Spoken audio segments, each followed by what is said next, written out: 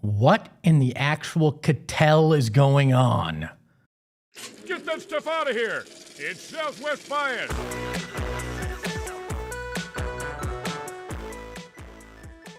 Welcome into another edition of Southwest Bias, brought to you by our friends at the Husband and Wife Law Team. If you've had a serious accident, call the Husband and Wife Law Team first at 602-783-8841 or visit their website in the link in our show notes and tell them PHNX sent you. And we are live from Studio K, brought to you by our friends at Circle K. Become a member of the Inner Circle today for free by downloading that Circle K app and start saving money on gas now. They say that the truth is somewhere in the middle between two sides of a story. That there's bias on both sides and it usually lands in the middle. When it comes to Ketel Marte, I'm not even sure we have two sides to this story. We don't have any sides right now. It's the most bizarre thing. 24 hours ago, we sat here, we talked about it. I said, let's take a pause and think about it because we don't know what's coming up. We don't know what's actually going on with Ketel Marte. We don't know if it's something, that may be mental or something else. I don't know what's going on at all. Nothing has changed all that much in 24 hours. Zero answers, zero perspective, and the Diamondbacks got their backsides kicked in again. 20 runs in 2 games that they've given up. Now, Ketel wasn't going to pitch, but Ketel might have been able to help the offense. So now, it's not a direct correlation, but I think we all can agree it's impacted the on-the-field play as well, with zero insight really into what's going on. The latest that we got, John Morosi reported this quote from Ketel's agent. The agent said, quote, "Ketel appreciates the unwavering support from fans, teammates, the Diamondbacks organization, and Torey Lovullo during this time. He remains optimistic his recovery and looks forward to returning to the field to contribute to the team as soon as possible." He also mentioned that it's a personal issue and that he's also getting the MRI, the agent said in another quote to Morosi. So is it an injury? Is it a personal issue? Is it something in between? Is it both? Like we don't have any insight when it comes to what's going on with Ketel Marte. So it leads to rampant speculation. It leads to a million questions. And what it leads me to is one side just needs to come out and just lay it out. Make it very clear what's going on. If it's the Diamondbacks, I get it. You want to keep trade value up if that's something that you eventually want to look at when it comes to Ketel Marte, is moving on from him. But the reality is at some point you have to go out there and say, we don't stand for X, Y, and Z as an organization. If there is something deeper going on, somebody needs to stand up. And we talked about this when those reports from Bob Nightingale came out where nobody put their name on what was going on. Somebody in the organization needs to just sit there and go, this is what we feel. We do not believe in this as an organization. If there are things that Ketel Marte is doing that are spoiling the well, that are creating issues, or if it's something that is serious, they need to say, hey, look, Ketel is going through something that's seriously personal that we can't get into for X, Y, and Z reasons, but we support and we back him as he tries to figure this out, and we're also examining if there is potential damage to his knee. Why is it so hard for somebody to walk up to the mic and say that? Now, I don't put it on Torey Lovullo. That's not really his job. Why is Mike Hazen not walking up and saying that? And as a representative of the organization, making one of those two statements? Because right now you're leaving Torey Lovullo hanging out to dry, both Ketel and the Diamondbacks, by not saying what in the world is actually happening here. Whether or not there'll be disciplinary actions, or if there is something serious they feel is going on and they're concerned for Ketel, and that's why they've allowed him to go back to the Valley. The restricted list means he's not getting paid, from what I understand as well. So he's not getting paid. He's away from the team. He may or may not have a knee injury. There are all sorts of things with this story that start to make zero sense. Zero. And yes, we've heard reporting, speculation from other sources that Ketel's just this guy. And that very well may be. I have no insight into Ketel Marte, the person, Ketel Marte in the locker room, the clubhouse, outside of everything that you guys have heard. But I did find it interesting. There's a quote from an article, and forgive me, I forget where it came from. But Ketel, it might have been Summers that did it. But it talked about Ketel after he got when he got his extension. He was talking about how important Torrey is, and that's a big reason why he re-signed, because he's been with Torrey since 2017. Torrey understands him. Torrey knows when he needs a day off. There was all these things about Torrey being a huge reason. And maybe I read Torrey's emotions wrong the other day. I thought maybe he was seriously concerned about what was going on with Ketel. Maybe it gave us some insight into that. And maybe that's part of it. But I wonder if Torey Lovullo's feeling a deep sense of disappointment, a betrayal maybe from Ketel Marte after he's been given so much leeway that Torrey has invested so much time and effort and trying to help this guy who came into the organization as a kid with Torey Lovullo as his manager in 2017, what he's helped to try to do to mold him and everything. And I kind of wonder if Torey Lovullo is feeling let down by that. I mean, Torrey's been on a perpetual hot seat when it comes to his job. The team just giving him one-year deals, people speculating if he doesn't make the playoffs, he's out, that Mike Hazen's going to have to make the tough decision. And then when you start to play well, and now your star player, who supposedly is kind of tied at the hip to you in terms of how much he values you, goes out and has this happening. It's a disservice to Torey Lovullo to not have what's going on out there. He has to go and answer questions that he may or may not be able to share insight in. Monday night, he seemed as confused as the rest of us. Like, this does him such a great disservice. And whether you want to rip him for managerial decisions, Torey Lovullo, the person, has dedicated so much to this franchise and his efforts and his players. That's the part of this that doesn't add up.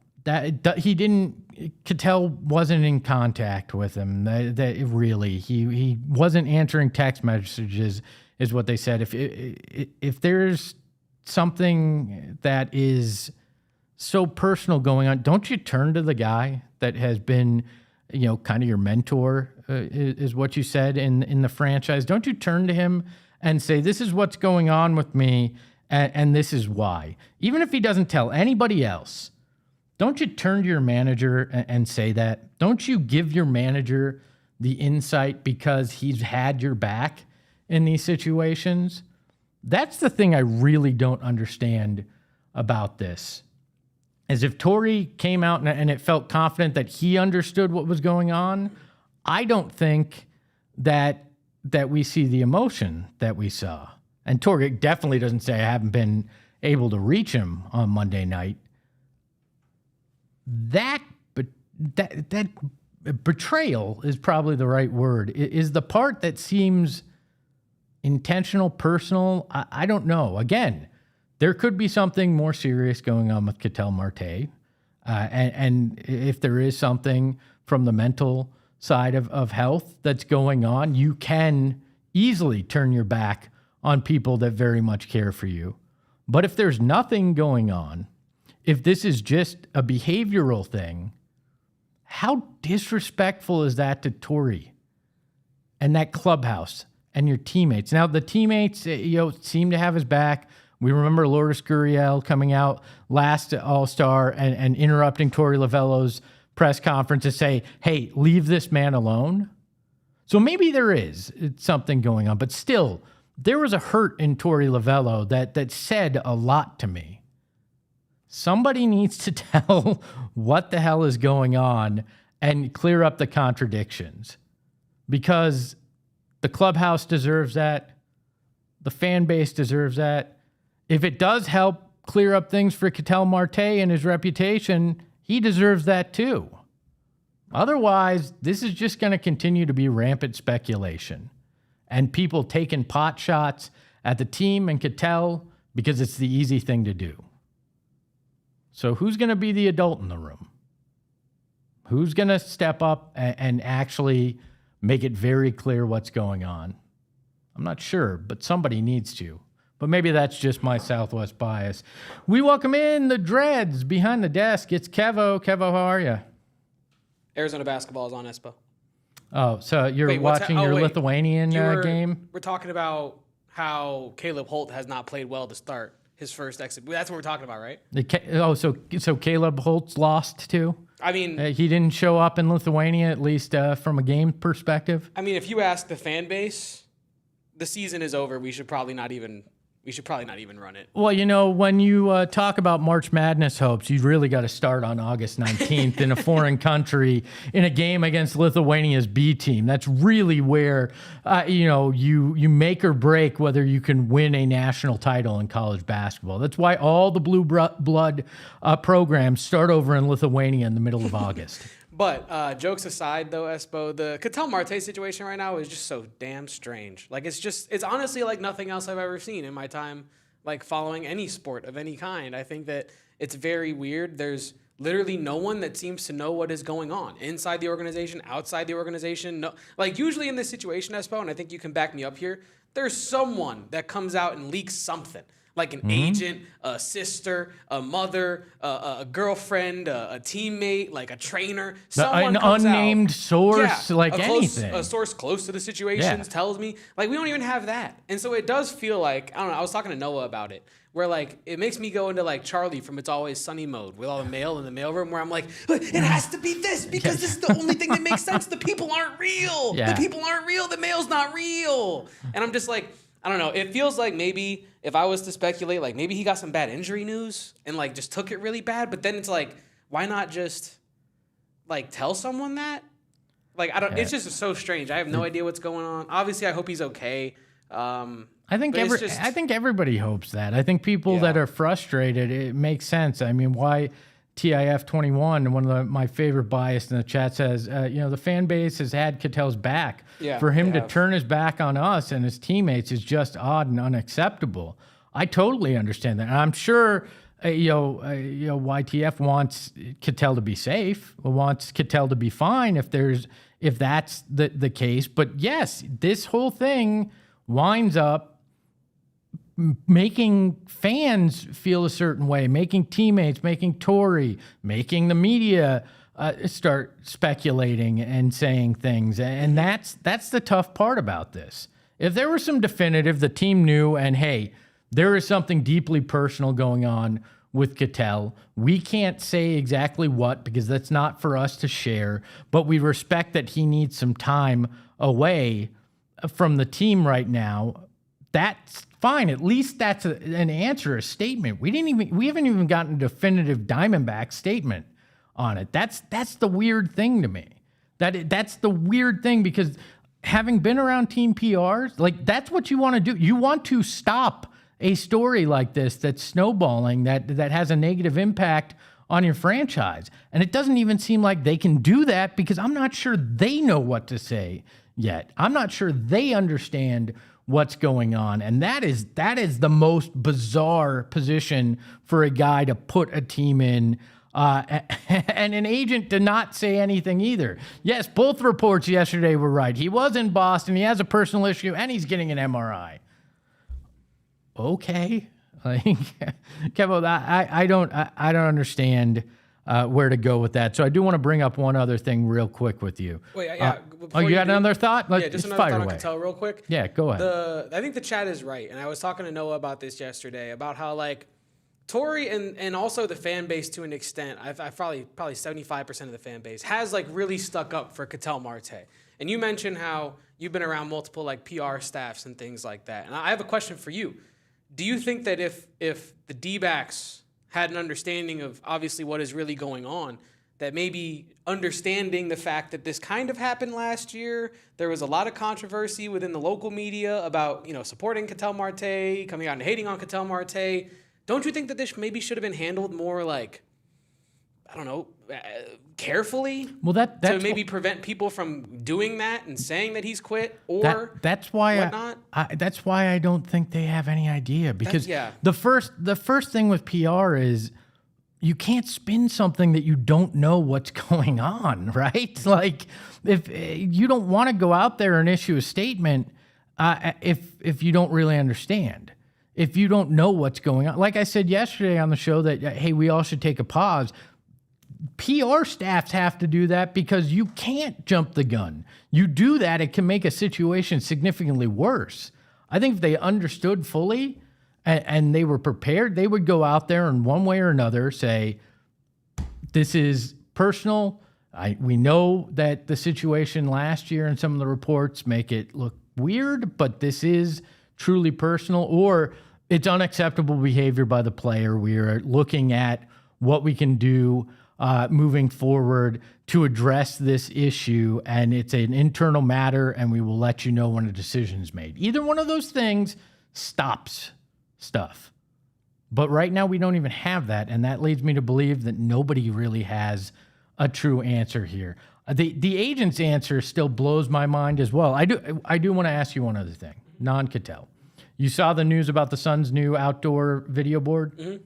Biggest in the world. I saw your tweet too. #, not a real gamer, by the way. Yeah. Would you?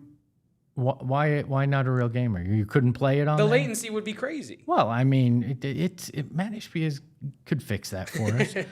Would you watch Obsession with me on that? Yeah, 100%. All right. I think the no ringing out for 6 miles in downtown Phoenix would be hilarious. I mean, that's pretty much what we've all yelled in that arena for eternity. Is no.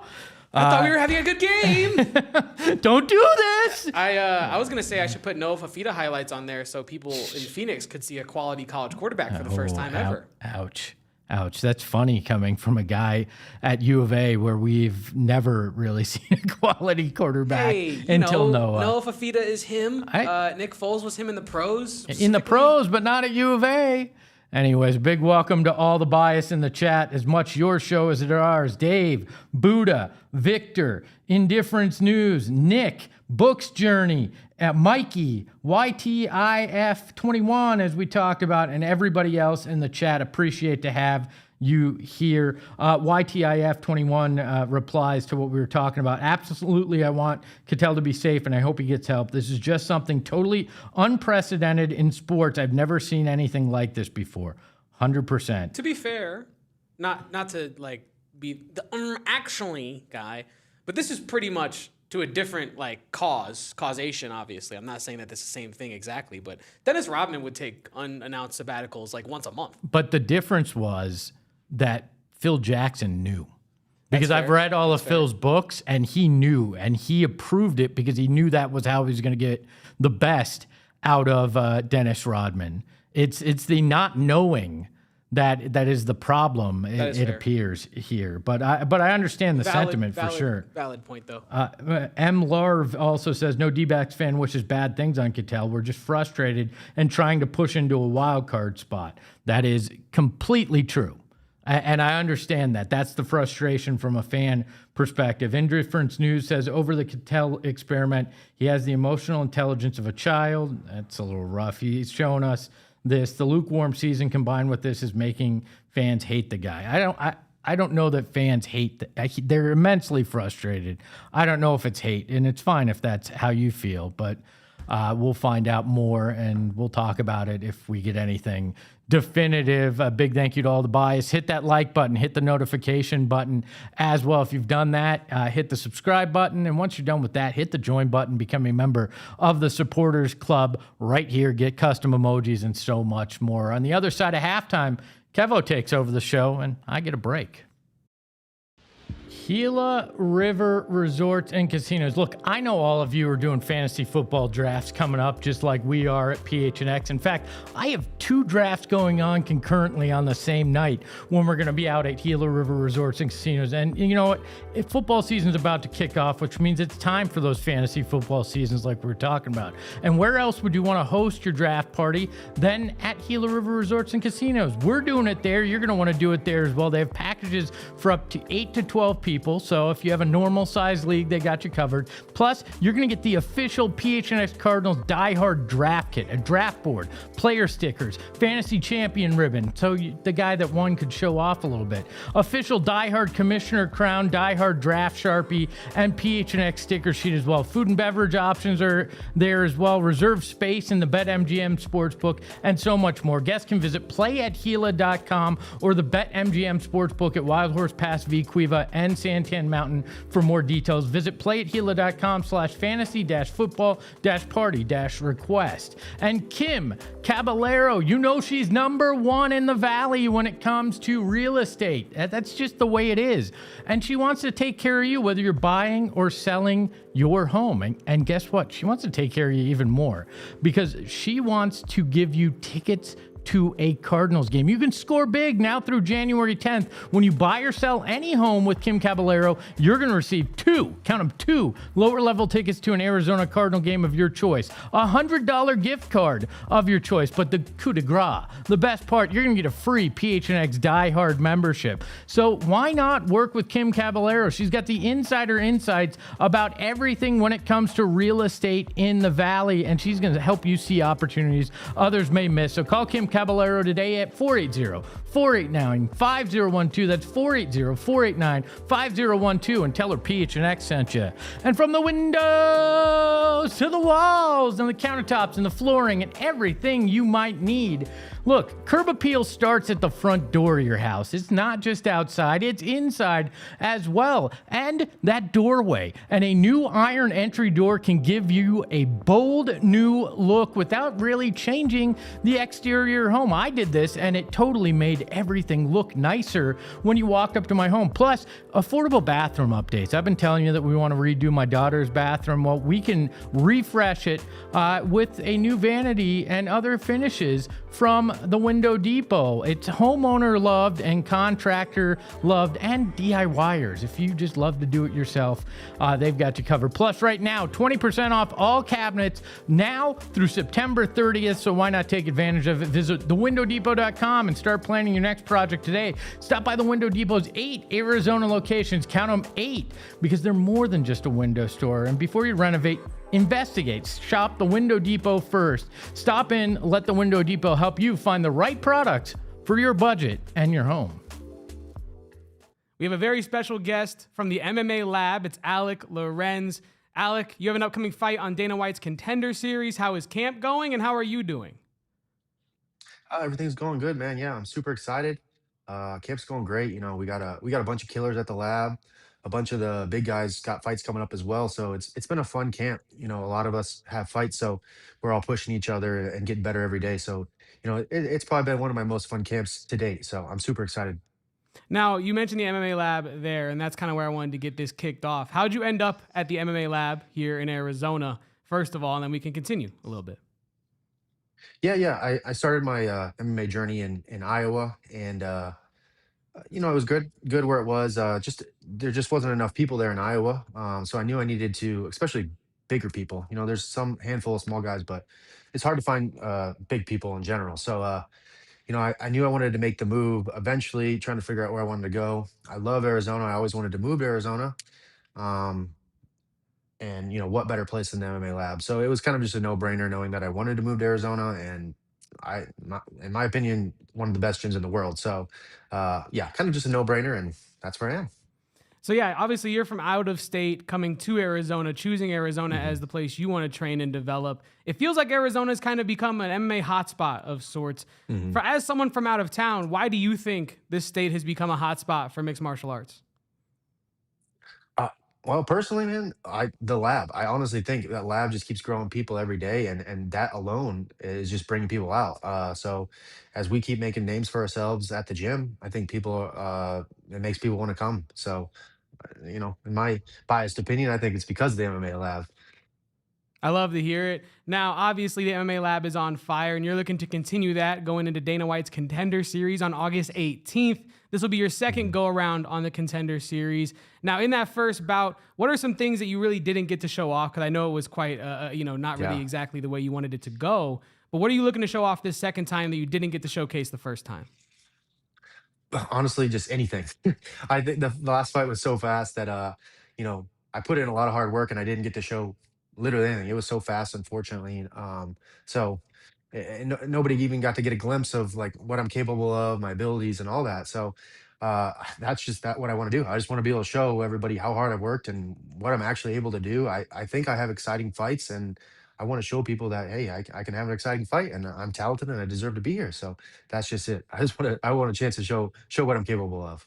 You certainly do have exciting fights. I've been doing some tape study ahead of this interview, and you are a very exciting fighter.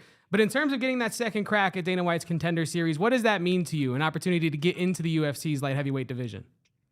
Yeah, I'm super fortunate that I'm getting a second opportunity. I know that I don't take that lightly, so that's pushing me to work extra hard. Um, like it does mean a lot. Like I said, because it is such a high caliber to get there. I'm not taking advantage of it. So I'm very fortunate and I'm blessed, and I'm thankful for my management and everything, and to forget me to get there. So yeah, I'm excited. Now, let's talk about your opponent, Muhammad Ali. And yes, that is real. I'm not making that up. Yeah, What do you make of his skill set, and what do you make of the name? Is it weird seeing Muhammad Ali across from you from the octagon? yeah, yeah. It is definitely a shocker when they told me, they sent me the name Muhammad Ali. I was like, oh, dang, who's that? But especially like he's a Brazilian guy, so I don't think my first thought is not a Brazilian when I hear Muhammad Ali, Yeah. but so be it. But no, he's a super talented guy as well. He's got exciting fights. He's a good finisher. He likes to. He's got great jujitsu, obviously, but he doesn't seem to like to use it. He likes to stand and bang. He's got powerful kicks and punches and everything. So I think it's going to be an exciting fight as a fan to watch, regardless. So I would definitely tune in. Now, for someone that has not watched an Alec Lorenz fight, what can they expect when they tune in on August 18th, Dana White's Contender Series? Yeah, just violence. I'm always looking to finish the fight. I never want to go to the judges, so I I'm always looking for a finish. So it's going to be exciting. You're going to see me going out there swinging as hard as I can, trying to put this guy away. So yeah, don't blink. Do not blink. Now, if you do make it into the UFC, we don't want to look too far ahead. But Yes, what are you sir. bringing to the UFC's light heavyweight division if you're able to get the job done on the 18th? Yeah, I just think that I'm always looking for a finish, and I know that's kind of cliche, but a lot of you see all the people online, they don't like the people that just hug people on the ground, and kind of have some boring fights. So that's definitely not what you're going to get from me. You're going to see me out there swinging and banging, ready to put people away. So uh win, lose, or draw, I think my fights are going to be exciting to watch regardless. So I think as a fan, that'll be good for them.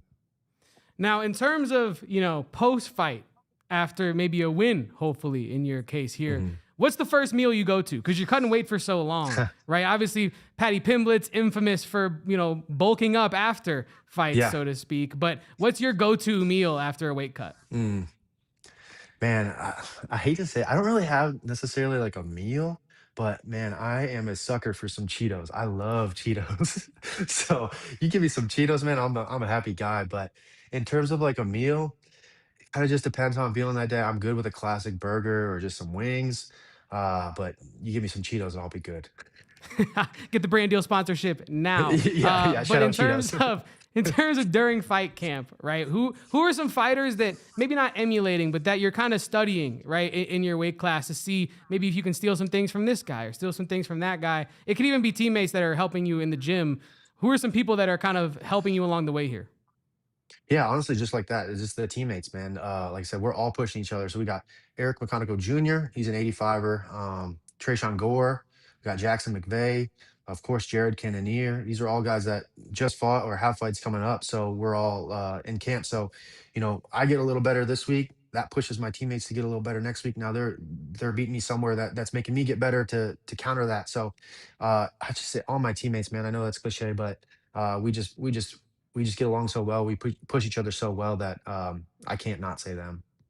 And I want to ask you about your mental state entering this fight, because I watched your last fight in LFA before you made it to get back to Dana White's Contender Series, I should say. What was your mentality like going in there? And had you felt something like that before, right? Where you get this opportunity, you don't quite make it there, and now you have to claw your way back. Because I'm assuming you didn't know it'd be one fight and then you're back. It could have been multiple, right? So what was your mindset heading into that last fight in LFA? Yeah, I think it was just getting back on the horse and getting a win. You know, I had going into the last Contender Series fight, it was like a 6-fight win streak. So then coming off a loss, it's just just bouncing back. Sometimes it's difficult for people to do that, and so maybe there was a little extra pressure in that sense, knowing that there could be a long way for me to claw my way back. Luckily, it was just one, but I think just that little bit of added pressure, like okay, we got to get back on the horse and stack up some wins here. Um, but yeah, like I said, luckily it was just one this time, and that was enough to get back to where I am. And then my last real fighting question for you here today, Alec, is what do you think is the most underrated aspect of your game, if you had to say? Um, you know, I've only got to show off like my wrestling and jujitsu like in one fight. Most of my fights are, fast, stand up striking fights. So I would say that it's probably a little underrated just because it's not totally been seen. Uh, but yeah, I wrestled in high school and everything, so I do have a background with that. So like, so yeah, that's probably the most underrated. Just my ground game when I want to go there. But I like to make like I said, I like to make fights exciting and stand up and throw leather. So Don't blink with Alec Lorenz. My last question for you today, Alec, is what's something you're grateful for, right? Like this is a very short, fleeting sport. What are some things you're grateful for today? and my teammates, I could go on and on about my team and the lab. Like it's just such a close, tight knit family there. Like it's like when one person's fights, we all fight. We go into the battle with them behind their backs. I know it's an individual sport, but you really need a good team behind you and to guide you and support you, especially on those rough moments. Like you need those people that can have been there before and just keep you going because it's a grueling sport, man. Like it's hard. It's super hard. It's hard to get up and every day, train twice a day and through injuries, sicknesses, like, it's just it's such a grueling sport that if you don't have that support system behind you, it's going to be twice as hard. So I'm just truly thankful for my team, my coaches, and the gym, man. I can't say anything more highly than the MMA lab. He is Alec Lorenz of the MMA Lab. You can catch him on Dana White's Contender Series August 18th, fighting, yes, Muhammad Ali. Alec, I wish you nothing but good luck in that bout, and I hope you get that UFC contract. Yes, sir. Thank you so much. Thanks for having me. Kevo, thanks for doing such a great interview. Fight was last night. What happened? He knocked Muhammad Ali the hell out. Look at that. That's quite a sentence. You always want that on your resume, whether it's the real Muhammad Ali or this new version of Muhammad Ali. I made that sound like they made a clone of the original Muhammad Ali. It's just some Brazilian guy with the last name Ali, but it's spelled ALY instead of ALI. So he won a great interview there. Appreciate each and every one of you being here. Biased, hit that like on your way out. Leave a 5-star review if you're listening on audio. And if you're watching after the fact, leave a comment. Want to hear what you're thinking. You can follow the Dreads behind the desk at Kevo Post. He's going to have everything from Lithuania when it comes to Wildcats basketball on PHNX Arizona Wildcats later today. You can follow the show at PHNX_SWB. That's PHNX_SWB. Check it out. They're a new account. You can follow me at Espo. And remember, we don't have any clue what's going on. Ahoy, hoy. We all silly like the mayor.